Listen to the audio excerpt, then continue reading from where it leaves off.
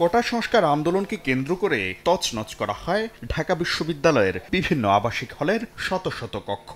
ভাঙচুরের পাশাপাশি অগ্নিসংযোগও করা হয় শিক্ষার্থীদের ব্যবহৃত আসবাবপত্রে। এসব ঘটনায় বিশ্ববিদ্যালয়ের কয়েক কোটি টাকার ক্ষতি হয়েছে বলে দাবি প্রশাসনের।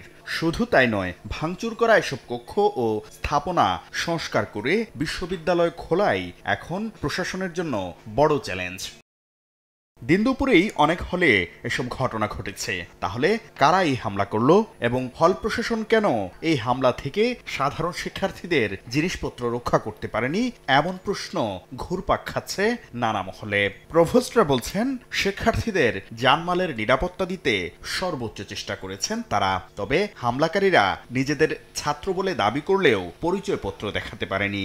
বিভিন্ন সময় নানা ঘটনার প্রেক্ষিতে হল থেকে বের হয়ে যাওয়া ছাত্রদল ও ছাত্র শিবির কর্মীরাই এসব তাণ্ডব চালিয়েছে বলে ধারণা হল প্রশাসনের।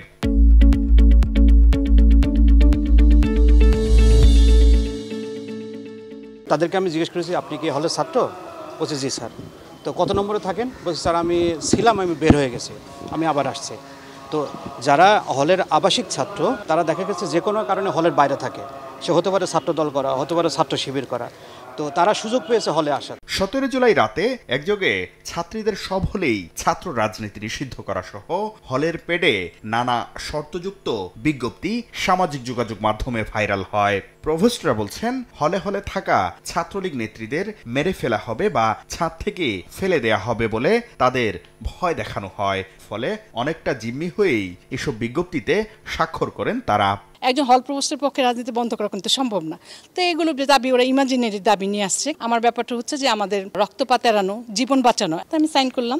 হামলাকারীরা সবাই মুখে গামছা বেঁধে বা মাস্ক পরেছিল, তাই তাদের চিহ্নিত করা যায়নি বলেও জানান প্রভোস্টরা। অনেক মেয়েরাই মুখে একটু ঘুমটা দেওয়ার মতো ছিল, তারপরে বোঝা যাচ্ছিল না। কারোর মুখে মাস্ক ছিল, কারোর মুখে গামছা বাঁধা ছিল বা রুমাল বাঁধা ছিল।